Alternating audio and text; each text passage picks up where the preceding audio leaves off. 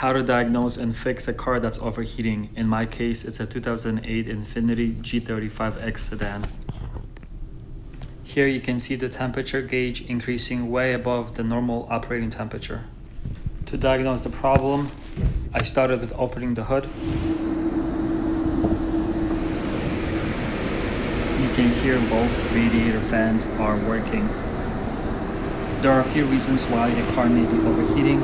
One of them could be that it's low in radiator coolant. In my case, that's not the case. My suspicion was that the thermostat went bad. In that case, the upper radiator hose that I'm pointing to is hot. However, the lower radiator hose, to which I'm pointing to now, is cold if the thermostat is bad and it's closed. And in fact, the lower radiator hose is cold, meaning the thermostat is stuck in a closed position. The thermostat is attached to the lower radiator hose. In order to get to it, you have to remove this reservoir out of the way using 10mm socket. You also have to remove the overflow hose as well as the housing for the air filters right here.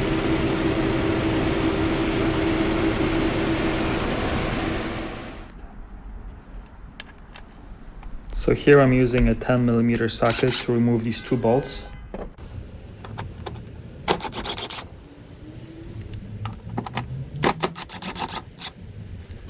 And I'm using vice grips to remove this rubber as it's stuck on the metal.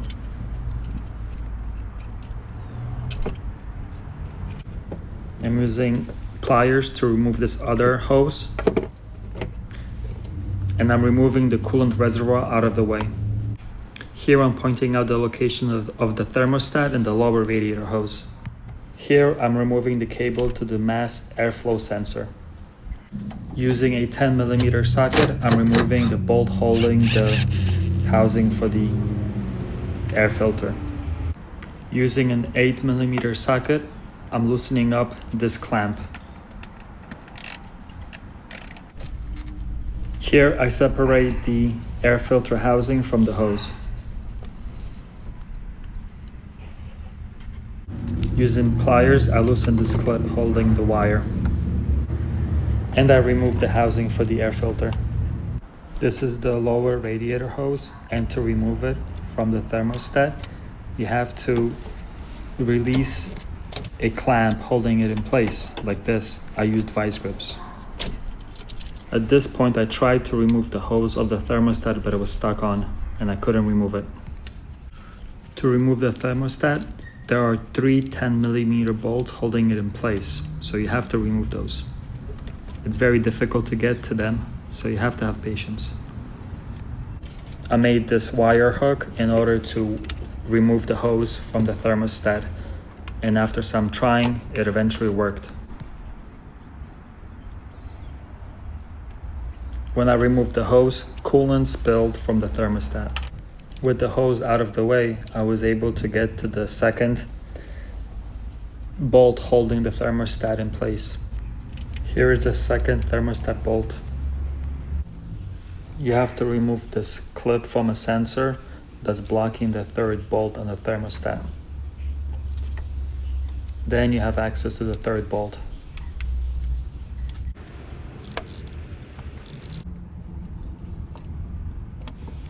And like that, the thermostat is removed from its place.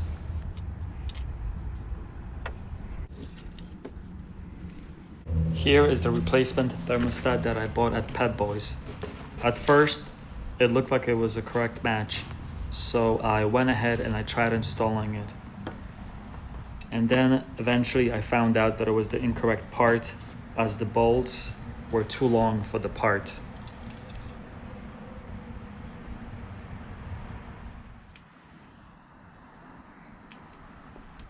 The reason the bolts were too long for the part was because the base of the thermostat was not as thick as the original. Here you can see them side to side. In the middle here I have the correct part. You can see that the width is the same as the original part. I got the correct part at AutoZone. It's a Duralast brand. The defective part that I got was the stand brand, so you might want to stay away from that. The installation process of the thermostat is the exact opposite of removing it. You go ahead and place a thermostat in the opening on the engine, and you put in those 3 10mm bolts. It is difficult to get to them, but with time it's possible.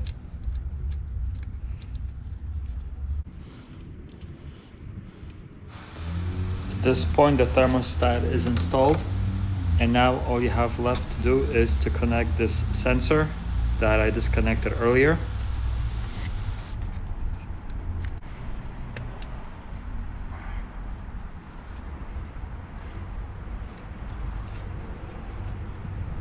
And now it's time to connect the lower radiator hose onto the thermostat.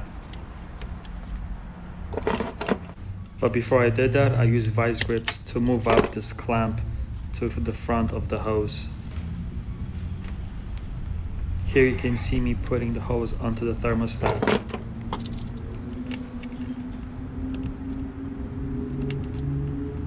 And here I'm moving the clamp with pliers to the front to secure the hose on the thermostat. Now you have to put the housing for the air filter back in its place, like this.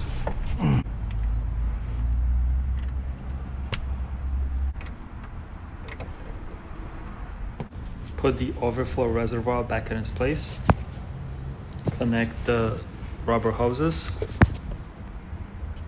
And lastly, you have to put radiator coolant back in the system. To do this, I use this funnel that I picked up at AutoZone. It has different attachments, and you have to attach it to the highest point in the car.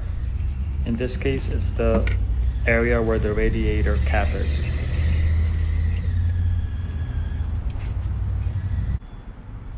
And then you start pouring the radiator coolant into the funnel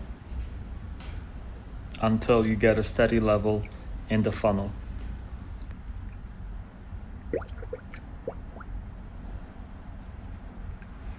At which point you can start the car. When you start the car, you're gonna see the coolant bubbling. And that just means the air is escaping the system.